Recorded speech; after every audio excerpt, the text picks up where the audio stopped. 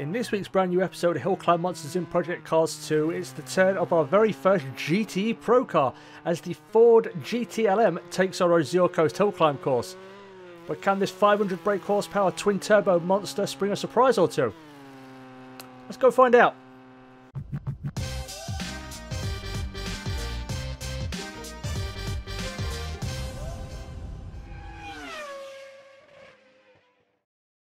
What's going on, guys? My name is Batilio and welcome back to Project Cars 2 and a brand new episode of Hill Climb Monsters. And this week's challenger, as you can see on screen, is the 2016 Ford GTLM. And the reason I decided to do this car for this week is just weekend just gone, I basically watched a couple of really awesome motor racing documentaries. The first one was something called the 24-Hour War, which kind of highlights the whole rivalry between Ford and Ferrari and how that all came about when Ford decided to enter the Le Mans 24-hour race.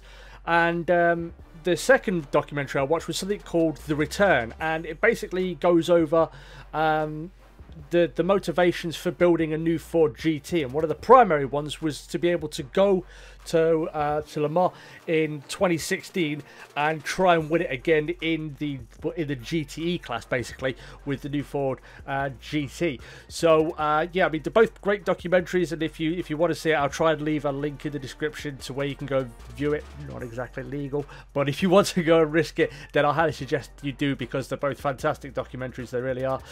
So yeah, that's the reason I decided to go for this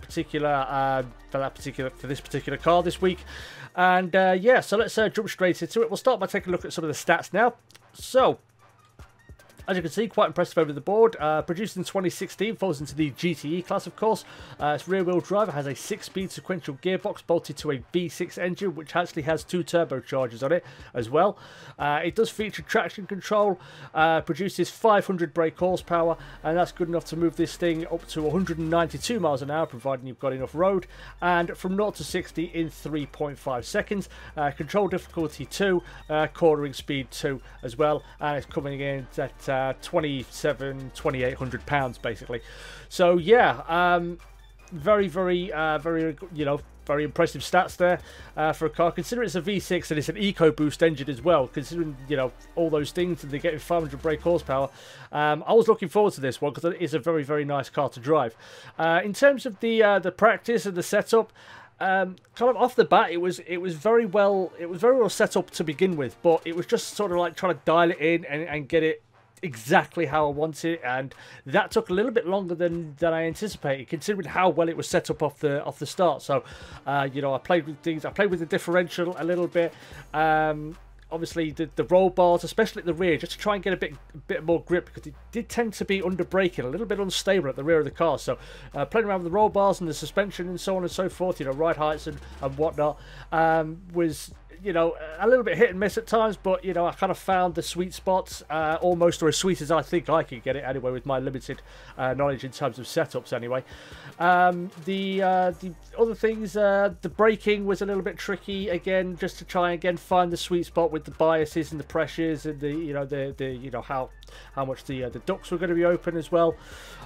So yeah, I mean, but overall, like I said, it was relatively well set up to begin with, but to get it kind of properly dialed in, it did take a little bit longer than I was anticipating, because I've had cars that are just really terrible off the bat, and it didn't take me very long to get it dialed into how I want it, and then some small tweaks.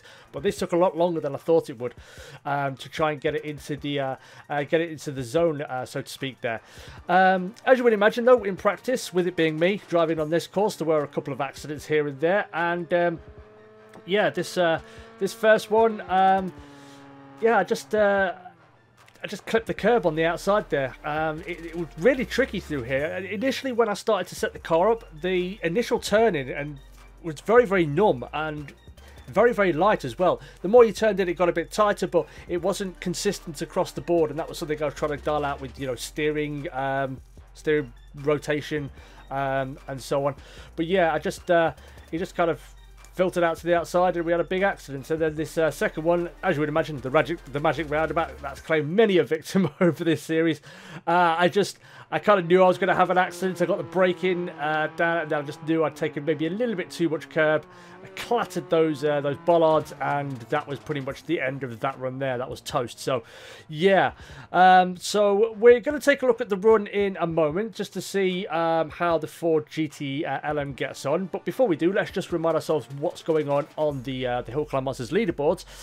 And yeah, so because we haven't had a GTE Pro car, it's kind of difficult to give it something that I could possibly go up against. I mean, we've got the Ferrari F50 GT, but that's a much older GT car and probably has more power and so on and so forth. So yeah, it's kind of a bit difficult. It's kind of like blazing the trail, I suppose, for the GTE class, or the GT cars in the very least. So yeah, so I don't know. I mean, I'd say the Ferrari F50 is maybe a little bit ambitious, but I don't know. We've been surprised before. I was surprised the FXXK didn't go faster than the 633 dead. So, yeah. But I suppose the other target we could look at is the full-blown leaderboard. So we've got them up on screen now. And the best Ford GT LM time is 6:48.3. So that could be a good target for us to try and aim for and to try and beat. The only other GTE Pro car that's above it is in 22nd place on the same page there, the Ferrari 488 GTE. So if we can get a time that beats the current fastest on the leaderboard, I'll be relatively happy with it. But yeah, it's going to be a fun run, and it's going to be a challenging one as well. So without further ado, let's get things kicked off. So we'll head down to the track now, and we'll see how the Ford GTLM gets on its best run. Okay then, guys, here we go. Ford GTLM on our Azure Coast hill climb course, and as we come down to kick the run off through Booty Curve, very good through here. It was a little bit temperamental at times in terms of the grip, especially at the front end, because it felt the wheel on initial turning felt very, very light. Sometimes you kind of get caught out a little bit, you maybe turn a little bit too much, or occasionally it'd just be a little bit understeery on entry. And you'd also get the same sort of effect occasionally through certain corners on corner exit as well. But mid-corner, this thing was absolutely fantastic, I have to say. But as we come now down towards the infamous Magic Roundabout, we're going to be able to take quite a decent amount of speed through here. I was a little bit wary considering the accident that I'd had about 4 or 5, but the one you saw was probably the biggest one of the lot, if I'm being honest with you. But as we come through Stickman Squatch, you can see don't quite get it how I want it. It's a tricky corner in any car, but in this one it just felt a little bit unsure at the rear end. It just a little bit difficult to sort of rotate it through the corner, if that makes sense. But we make it through and onto the happy highway, and a chance to have a little bit of a breather after that very involved opening part of the run now. But we're going to get up to a pretty decent speed, just shade over 165 miles an hour. As we come down towards a traffic cone corner, we're actually going to have a big moment here. As you can see, it just understeers a little bit on the exit there. We have to, we get on the curb and we have to make a quick adjustment just to keep it from turning into a very sizable accident. And now as we come down towards Stonewall Corner, again, able to take a decent amount of speed through here. The other thing that I found a little bit tricky was to try and balance the front and the rear downforce. I think I'm running 2 at the front and 5 on the back, which I think is the maximum on both. So you do need a fair amount of downforce. I tried it with lower on the front, but you were losing turning, and on the rear, it was just the arse was all over the shop. So yeah, it was a little bit tricky to dial in, and I didn't really want to run maximum downforce, but I was left with no other option, to be perfectly honest with you. So yeah, but as we come through, make our way through Ice Cream Cove there, pretty good through there, you know, not outstanding, but you know, decent. And then through here, I had trouble through here because it would just seem through these corners a little bit understeery, and we did have a couple of moments down through here as well. There was one clip which I completely forgot to put in, where I just maybe cut it a little bit too tight, and it did seem to labour. Of course, with it being turbocharged, you would imagine it would labour at certain points, especially through the really slower corners, of which that one, James May corner, is. But we're doing very, very good at this point. That was just the end of the first sector. But as we come now into Silver Spoon Village, again, pretty good, pretty stable through here. No real drama. And down the hill towards McDanger Curve and on to Outrun. And again, it was very, very good through here. I was able to keep it pretty much planted right the way through. A lot of cars, you have to have a little bit of a lift through there, and down through here, it just gives you confidence that you can give, you know, really give it. So we get on the grass a little bit on the outside there, and we get it slowed down into 4th gear through the corner, and yeah, like I said, it was just, occasionally it was just a little bit temperamental every now and again. I'm not quite sure the reasons for it. Sometimes it'd be very numb on turning, sometimes it'd be very, you know, understeery on exit. But like I said, the mid-corner is absolutely fantastic in this car.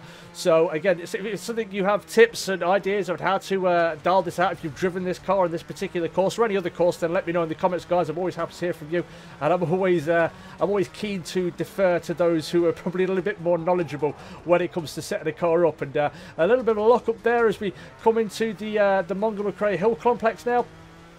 And yeah, I mean, it wasn't too bad through here. Again, it was one of the better cars through here. I was expecting it to be a little bit more difficult because cars that is, you know, it's quite a rigid car, obviously, and I was expecting it to be a little bit more challenging through here with this car because obviously there's a lot of sort of very, very slow corners, and sometimes, like I said, it struggles or labours a little bit just to rotate the rear of the car around and get it through that corner. But as we come through over the humps and down into Mirage 1, again, very good. I think I maybe could have taken a little bit more speed through there, but through Mirage 2, again, wasn't too bad. But I think through those two corners, I maybe just left a little bit on the table, which a little bit disappointing. But this, like I said, was our last run. We only got 1 hour to set time runs, and this was the last chance saloon, so to speak, for us. But as we come down to second, we're going to clip that grass on the inside just to help us get it through those corners. Like I said, if you clip that, I've said it before, if you on those corners, if you just clip the grass, just get it just over the apex, so to speak, it will really help rotate the car through the corner, which is very, very important in this one in particular. And coming now down through the tunnel and onto the Great Ocean Highway, and this is one of the better cars through here. A little bit of a wobble there, which we have to be wary of, but down into this corner here, absolutely superb. Nose wedded straight away and on the power we were again, and I think it was just arguably the best car we've had through that corner in particular. That's how good it felt, in the very least. And again, down through here, coming down towards the viaduct straight, and yeah, it's pretty good through here. We did clip the curb a little bit, which I was expecting it to kind of unsettle it just a little bit, but it actually took it in its stride very well. So I was pleased there, and I don't know, I guess I was doing something right in setup for it to do that. But coming down now towards the very much infamous Deception corner, and again, it was very, very good. These sort of undulating corners, it did, you know, the sweeping undulating corners, it did very well. But the sort of the slower ones, the slower bumpier corners like James May corner and Stickman squats, it did struggle with a little bit, because I think it's just maybe, I think it's just inherent in the chassis. It's just a very, very rigid chassis setup. I think it's all carbon fibre from, if I remember correctly, from that documentary I mentioned. But again, if I'm wrong, let me know in the comments, guys. Always happy to hear from you.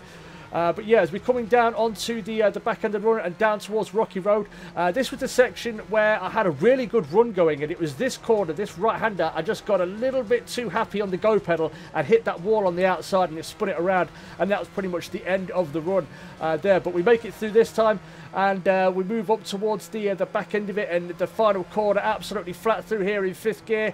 We're not going to get up to 6th though. We come down into 3rd, just clinging on a little bit for dear life through this one, but we get it planted, and away we go towards the line, and it's going to be a time of 6 minutes 36.151, which is absolutely astounding, I think. I mean, looking at the full-blown Hill Climb Monsters leaderboard, it goes 8th on the table there. So again, it's a little bit difficult to, because we know there's not really any other GTE Pro cars or even GT3 cars that we can compare it to. The only other GT car that you could probably say is even marginally comparable, maybe the Ferrari F50 GT, and it's not too far off of that. But when you consider, like I said, the best Ford GTLM time and also the best GTE Pro car time on the leaderboard is a full 10 seconds slower, I'd say that's a pretty respectable run. And if we had, and if it, if the leaderboards worked how they should, where you could post multiple times within a class basically, then it would have been good enough to get us in 12th place. So I think that's a very, very respectable run. When you consider, look at the company there, all GT1 cars. You've got a lot of pretty much all either McLaren F1 Longtails or CLKLMs. So yeah, the other thing about that run, and I can't show it to you, but while the full-blown top leaderboard time, it was like 5 seconds in the first sector and 4 seconds in the second sector. In the third sector versus the top time, it was only 1.1 seconds slower. So that just tells you how good. It's a very short section, admittedly, but only about a minute and a half or so. But the fact that it can pretty much go, you know, punch for punch with the Mercedes-Benz CLK-LM, which sits at the top of the leaderboard with a 620. I think I told you how good this car is, but yeah, so Ford GTLM goes 8th on our all-time leaderboard, so a very, very good time there, and it sets down a marker for future GTE cars to come and try and beat, so those should be fun episodes when they do come up in the future. But there we go, guys, that is the end of today's episode, so thank you everybody so much for watching. If you did enjoy this, you would like to see more Project Cars 2 or just general racing content from myself, make sure you hit that like button and subscribe.